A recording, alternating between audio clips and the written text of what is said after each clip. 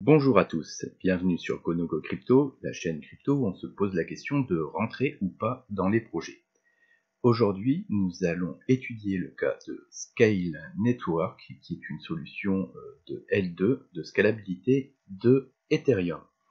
Donc, pour commencer à positionner un petit peu le projet, on va se passer la vidéo de présentation. Imagine if every dApp can run on its own Ethereum blockchain. No need to share resources with other dApps.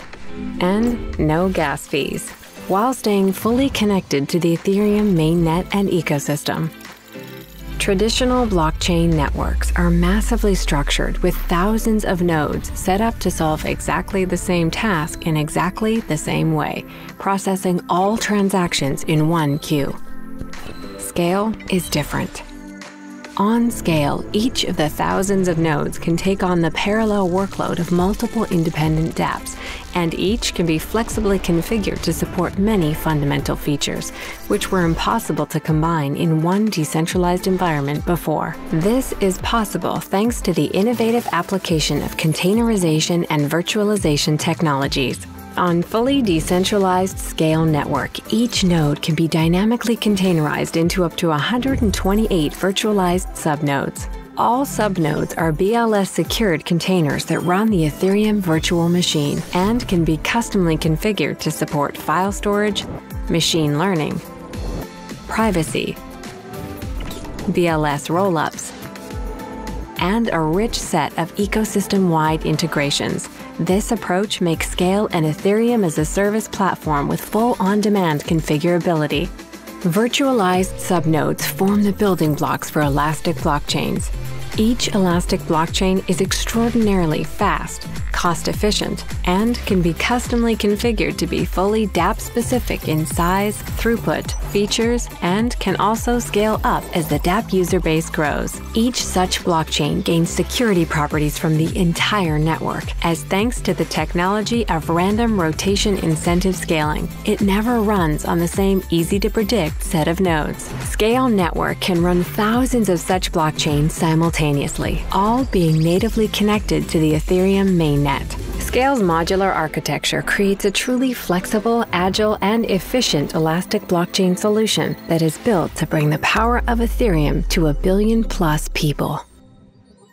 Voilà, donc comme vous avez pu le voir, on est sur une solution de scale d'Ethereum type rollup, donc avec des performances qui se veulent aller 1000 fois plus vite qu'Ethereum, capacité de scaler Ethereum avec 1 milliard de personnes supplémentaires.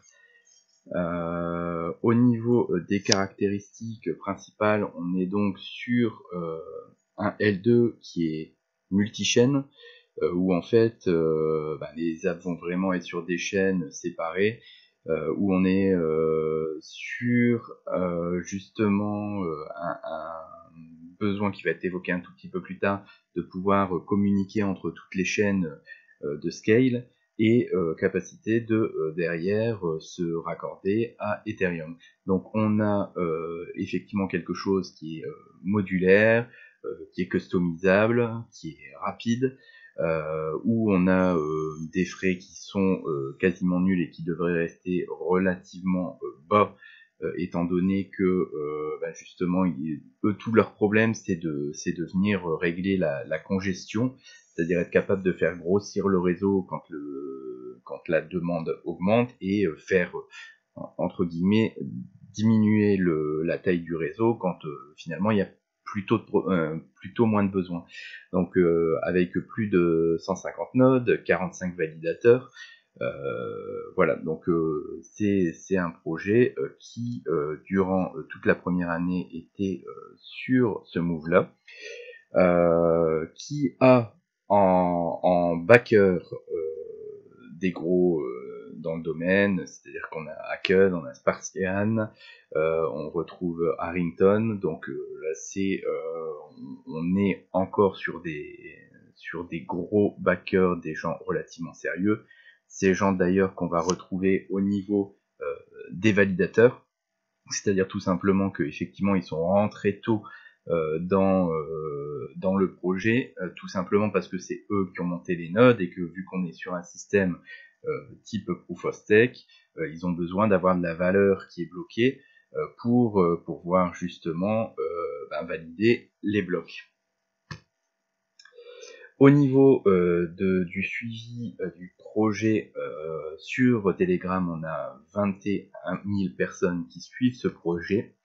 Sur Twitter, c'est un petit peu plus suivi vu qu'on est à 85 000 personnes qui suivent le projet. Et comme vous le voyez, sur Twitter est annoncé le Scaleverse, qui est donc une version V2 de Scale Network qui vient implémenter un certain nombre de nouvelles fonctionnalités et de mise à niveau de Scale. Donc cette annonce-là, elle a été faite au 1er mars 2022. Au niveau de ce qui va être implémenté, on va surtout, alors il y a des choses qui ont été implémentées par rapport au gaming pour le rendre un petit peu plus simple. Il y a de la génération d'aléatoires qui a été mise en place pour faciliter les validations. Ils ont aussi mis en avant du multisign, tout simplement parce qu'au niveau des DAO, ils ont identifié des problématiques du fait qu'ils résolvent à ce système-là. Il y a aussi un travail qui est fait sur les oracles, parce que bon, comme je vous expliquais tout à l'heure, on est sur là de la multiplication de chaînes Scale, et en fait, tout simplement pour pouvoir communiquer avec Ethereum, pour pouvoir communiquer avec Chainlink et les différents oracles, l'oracle, lui, aller chercher sur chaque chaîne de Scale de l'information, c'est très compliqué. Donc là, en fait, ils vont mettre tout simplement en place des hubs où toutes les blockchains Scale vont renvoyer des informations qui pourront être utilisées par les oracles, qui va considérablement faciliter l'utilisation de CL2 pour les oracles et donc aider à la scalabilité. Faut savoir aussi que courant février, il y a une grosse annonce qui a été faite tout simplement pour faire grossir l'écosystème et donner des moyens à l'écosystème. Donc il y a 100 millions de dollars qui ont été mis sur la table pour aider justement à aider à la gamification de cette chaîne-là, et puis venir tout simplement alimenter, payer les besoins par rapport à la version 2. Forcément, donc là on va voir en fait les prix sous deux dimensions. Déjà, la première dimension qu'on va voir, c'est juste par rapport à l'actualité qui a été donnée juste avant, c'est-à-dire l'annonce de la V2 et l'annonce des 100 millions de fonds, donc qui sont arrivés début mars et courant février, où vous voyez que tout simplement Scale, à ce moment-là, a fait un petit ATH local suite aux annonces. Et vous allez comprendre pourquoi c'est important, cette annonce des 100 millions et cette annonce de la V2, pour comprendre aussi le pourquoi de ces annonces et pourquoi ces annonces à ce moment-là. Sinon, globalement, on peut voir que en termes de prix, Scale est sur une phase descendante, donc ils ont eu début de bull run une explosion très forte, et puis depuis ça corrige, et on va chercher à comprendre en dehors de cet épiphénomène ce qui se passe. Donc déjà pour comprendre ce qui se passe, on va maintenant passer sur la market cap, et on voit que la market cap n'a rien à voir avec la courbe des prix. Tout simplement parce qu'on se retrouve une fois de plus sur un projet où on a eu une inflation en début de vie du projet qui est tout à fait incroyable, et quand on regarde, en fait, on se rend compte que en termes de prix, le prix passe son temps à baisser. En termes de market cap, la market cap ne fait quasiment que monter. Bon, en tout cas, elle a cette direction là qui est donnée.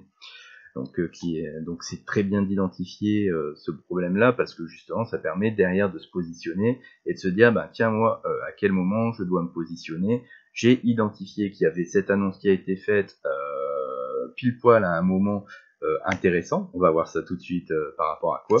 Donc je vous mets du fait l'unlock Sheldon pour que vous puissiez voir où on en est aujourd'hui, donc juste un tout petit peu après février-mars, et vous comprenez en fait que durant toute la première année, on a une inflation du token qui était considérable. On est passé de 1,5 milliard de tokens à 3,5 milliards de tokens scale. Donc forcément, vous imaginez, c'est une énorme pression vendeuse, et donc cette pression vendeuse là, au moment où elle allait atteindre son paroxysme, il y a eu les annonces pour justement mettre de la hype et que les gens viennent acheter les tokens qui allaient être revendus au sommet de ce pic d'inflation. Ce qui fait qu'aujourd'hui, on va commencer tout doucement à pouvoir se poser la question de est-ce que le projet est encore sain, est-ce que à l'intérieur tout va encore bien, et surtout est-ce que j'ai encore de la baisse de prix à attendre, et savoir si je me positionne. Donc faut savoir que comme c'est souvent le cas et vous allez le voir souvent dans mes vidéos, si les cours se sont effondrés de manière terrible pour les gens qui ont acheté en dehors des IDO et en dehors justement des privates et des sites qui rendent très très peu cher, en fait on peut se rendre compte qu'aujourd'hui concrètement on est très bien en termes de prix. C'est-à-dire que là, le cours actuel, il est à 0,081 et les IDO sont rentrés à 0,03. Donc même les IDO à l'heure actuelle sont encore à plus de x2. Et je ne vous parle même pas des rounds préliminaires avec les seeds, où, comme vous pouvez le voir, round 1, ils ont touché à 0,0034. Round 2, ils ont touché entre 0,0099 et 0,0125. Et les rounds 3 sont rentrés à 0,015. Donc là, on a des personnes qui sont entre x10, x20 sur ces sites-là qui sont rentrés. Donc qui sont de toute façon rentrés pour être les validateurs, et donc grosso modo ils ont peu le choix s'ils viennent casser leur node pour pouvoir revendre, ils foutent complètement en l'air l'économie, et jamais personne sera capable de reprendre cette supply là. Donc ils sont un petit peu coincés, sont surtout beaucoup sur les rewards, certains vont prendre un petit peu de profit, mais voilà, ces gens-là sont quand même un peu bloqués. Mais dans tous les cas, on voit que, en dehors des gens qui ont acheté quand le cours était lancé, entre guillemets, toute l'arrière-cuisine, tout le monde est très très bien, et à l'heure actuelle, quand ils vendent du SKL, c'est un petit peu la fête. Donc au niveau justement de la distribution des tokens, comment ça se passe? On a en fait les rewards des validateurs, c'est 33%, donc ça c'est tout simplement le staking, ce qu'ils obtiennent en stakant les jetons, et donc ce qui à l'heure actuelle est revendu, ou aussi vous pouvez vous positionner pour pouvoir aller chercher des récompenses. Il y a 28,1% qui était réellement la délégation pour les validateurs, donc là c'est vraiment entre guillemets les tokens pas chers, mais qui auront pas trop tendance à bouger. Il y a une partie pour la Team Core, il y a une partie pour le protocole, il y a une partie pour la fondation, et 16% pour la team.